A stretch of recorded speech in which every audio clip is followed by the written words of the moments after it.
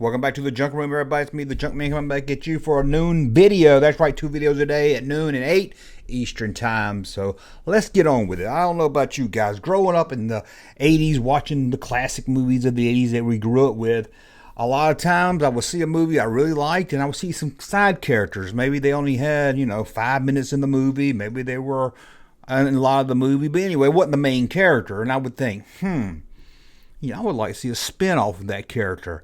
Not a sequel, not a sequel, but just spinoff, their own movie.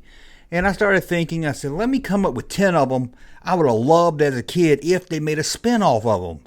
And I've got them. I got the 10 I think would make a great spinoff. Now I'm going to give you the spinoff, the characters from the movie, and tell you a little about what I would have thought, what I would have done if it was a spinoff movie, and then give you the movie title. So let's start with number 10. Dave and Chainsaw. Why didn't Dave and Chainsaw get their own movie?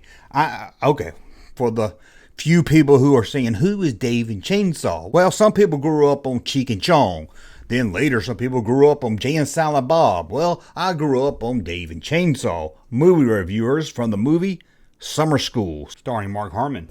Classic 80s comedy, Summer School. I liked it back then in the 80s. It's one of those movies that I feel might not hold up today, but fingers crossed if I ever watch it again, maybe it's still great as I thought it was. Anyway, Dave and Chainsaw needed their own movie, and I thought, what? These guys love horror movies. They kind of make a horror movie in this one, but they need their own movie where they open a film school where they have to make their own horror movie. They're teaching a film class, but they have to teach the class how to make a horror movie. At the end of the movie, they make the horror movie, and I would call it Horror School. I know it's not a very original title, but you got to leave that school in there so people know it's in the Summer School universe. You got to keep it in there. You got to keep it, So Dave and I would probably say Dave and Chainsaw's Horror School. It'd be a comedy horror movie. It would be, kind of scary, but kind of, maybe there's a murder going on during the school or something. I don't know, but that's just my basic outline for it right there.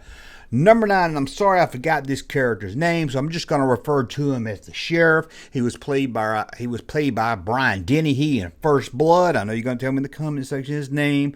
I think it started with an L, but anyway, just drawing a blank on it. First Blood, Brian Dennehy's character, the sheriff. Now I know he dies in First Blood. Spoiler alert, I know he dies in First Blood, but I thought, man, this character needs his own movie. So you would have to do kind of a prequel to First Blood. And I think that this one would be a little bit more serious. Now, you wouldn't have the sheriff, you wouldn't have Brian Dennehy's characters out in the woods running around or hunting somewhere else. That would feel more like a sequel than a spinoff. So I would do this one where there's a local TV reporter in town.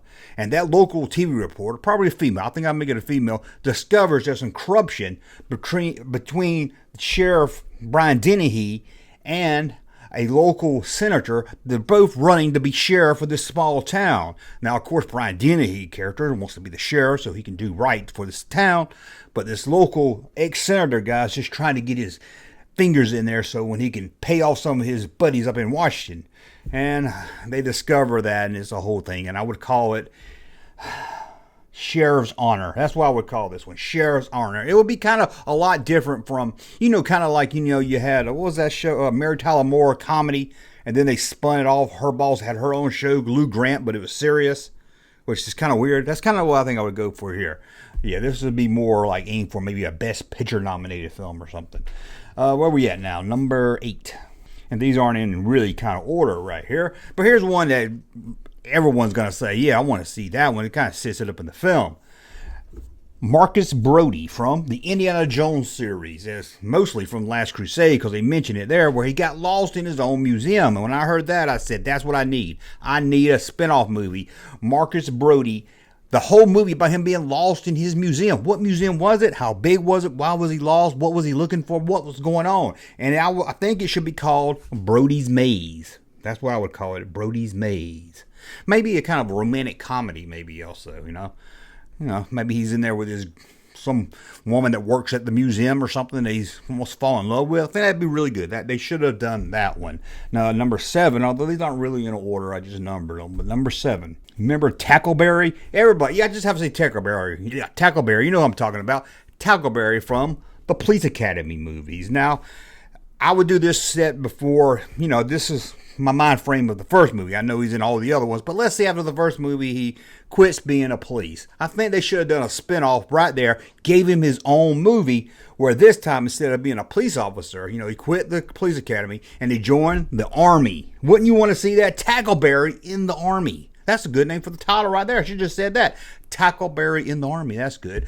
But what I came up with just calling it Tackleberry. I think that's all you need. This picture on it, it says Tackleberry. But you would have like a subtitle under it, and that would probably be The Army's Dumbest Berry. Because you Tackleberry, the Army's is... See, I like that. That would be kind of like the tagline for the poster. I like that. Okay, number 6. Pal. Who's Pal? There's a lot of pals in these movies. Well, we're talking about Pal from Uncle Buck. Remember Uncle Buck had this friend, they went bowling and Pal showed up. He had like a cut on his lip, I think, or something. Put his finger in the beer bottle, tried to hit on that teenage girl. Pal needed his own movie.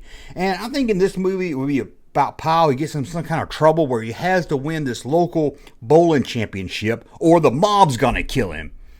I think that's a good movie right there. So what would I call this movie? And I think it's simple. You call it Your Pal Pal. Get it? Your Pal Pal. I think that's just perfect title right there.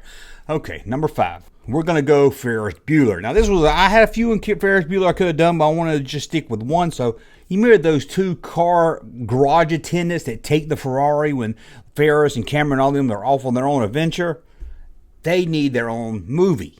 Now, I had 2 thoughts for this one here. One, you could do a movie that takes place during the same time frame of Ferris Bueller, where we get to see what they're doing in that Ferrari, what adventure they were going on. I like that one. But the one I'm coming up for this video is a whole separate movie of them.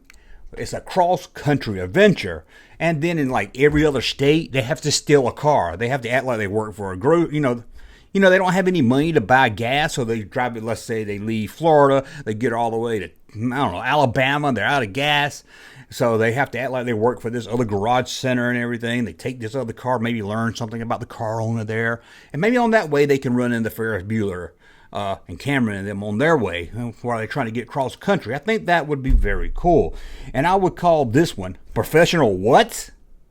I like a kind of question mark at the end. Professional What? I think that'd be a catchy little title. So, number 4, Jim and Melvin. Another one people was going to say, who is Jim and Melvin? It's going to take you a second. If you ever saw the movie War Games, you know who Jim and Melvin are. Right when, at the very beginning, when Matthew Broderick's character is, trying to break into the computer system, he wants to play those games. He goes see these 2 computer nerds, and I don't know why they just didn't have their own movie. They were so great. There's a little nerdy guy. You see him in Midnight Madness, a lot of other movies, and they need their own movie. And I started thinking, what would their movie be like? Couldn't be just them sitting in the office, doing computer stuff, but it has to be kind of computer related. So I came up with this one for them, where they get a call from the CIA where they have to stop a plan that the Russians have and are breaking into some computer network systems.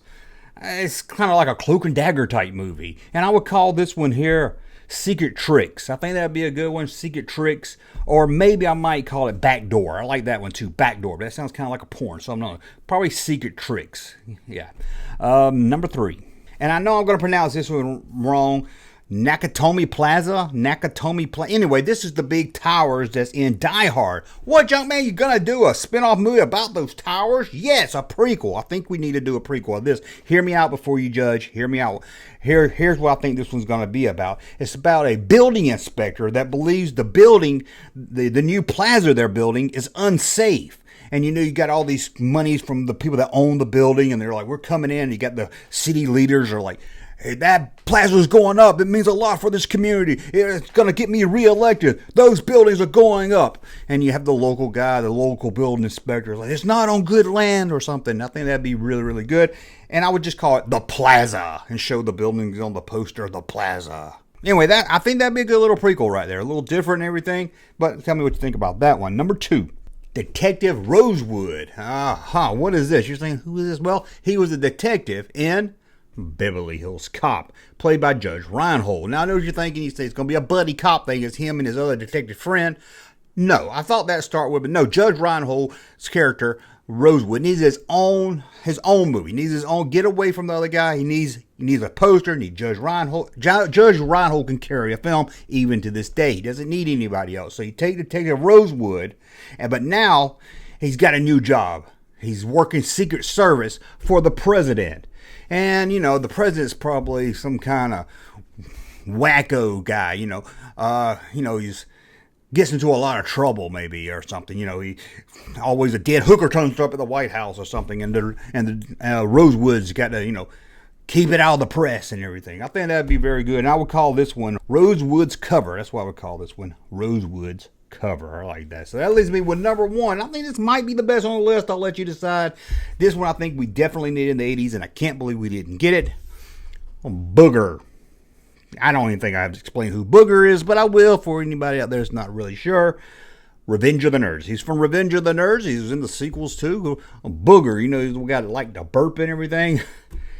That character was just screaming his own movie. Just screaming. Can you see his big booger face right there on a poster? Anyway, I would do this one where Booger is... I don't know what happens, but something happens to Booger, and he accidentally becomes the president or the prime minister of Canada. Has to be Canada. At first I thought the U.S., but no, or Mexico, but no, it's got to be Canada. It's got to be something north of America, the nose of North America, Canada. It's got to be the nose. Booger and nose, it goes together. So he's got to be somehow, I don't know how the elections work up there, but something screwed up, and he accidentally, didn't even try to, accidentally became president of Canada.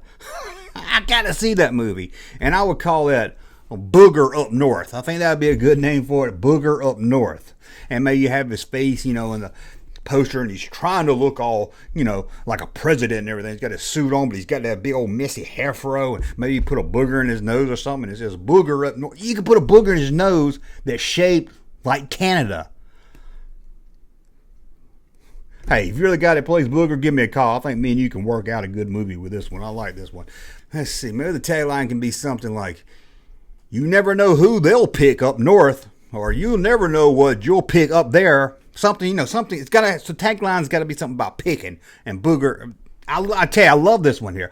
Booger Up North. I got to see that one. Anyway, tell me about some characters from the 80s movies, or maybe 70s, 90s, or whatever, any other movie that you think would be cool if they had their own spinoff movie. Tell me what you would name that movie and what it would be about. Tell me that and more in the comments below, or you can tell me some of mine are stupid, or maybe you love mine. Maybe you want to see that Booger movie. I definitely want to see it. Anyway, I want to thank you for watching. As always, thumbs up to like my content, subscribe to the channel, and you believe it, we will talk again. Hey, Junkman channel popping though. Thank you, sir, for that unsolicited testimony.